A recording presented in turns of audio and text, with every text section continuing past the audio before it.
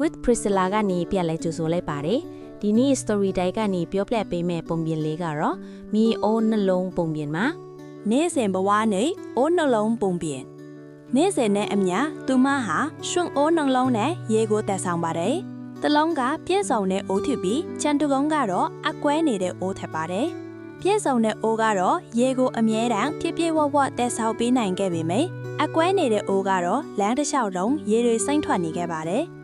တနေ့မှာတော့အကွဲနေတဲ့အိုးဟာသူ့ရဲ့ဝမ်းနည်းမှုကိုထိန်းထားနိုင်စွမ်းမရှိတော့ပဲထိုအမျိုးသမီးကိုစကားပြောလိုက်ပါတယ်ကျမတောင်းပန်ပါတယ်ရှင်ကျမကမပြည့်စုံဘူးကျန်တဲ့အိုးလိုမျိုးရေကိုအပြည့်အဝမတည်နိုင်ဘူးကျမကပျက်စီးနေတာကျမကအတုံးမကျဘူးလို့ပြောလိုက်ပါတယ်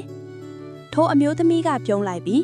နေ့တိုင်းမင်းသွားနေတဲ့လမ်းမေးတစ်လျှောက်မှာပေါက်နေတဲ့ပန်းပွင့်ကြီးကိုမင်းတတိထားဘူးလားလို့မေးလိုက်ပါတယ်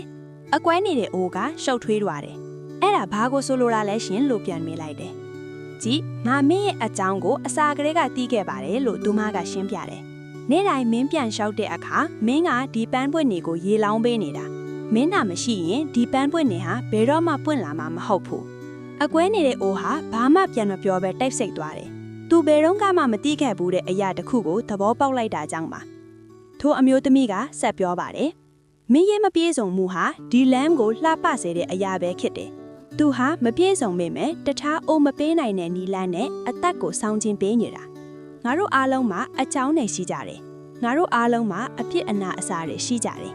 ဒါပေမဲ့အဲ့ဒီမပြေဆုံးမှုတွေဟာငါတို့ကိုထူးခြားစေတဲ့အရာတွေဖြစ်နေနိုင်တယ်ပျက်စီးနေတဲ့ရူထင်ရတဲ့အရာဟာကမ္ဘာလောကထဲကိုလှပတဲ့အရာတစ်ခုယူဆောင်လာပေးတဲ့အရာချစ်နေနိုင်ပါတယ်ဒီပုံမြင်လေးကိုအဆုံးထိကြည့်ပေးလို့ thank you ပါနောက်မှာလဲ story time အမြဲရှိနေမှာမို့ page ကို like နဲ့ follow လုပ်ပေးပါအောင်နော် bye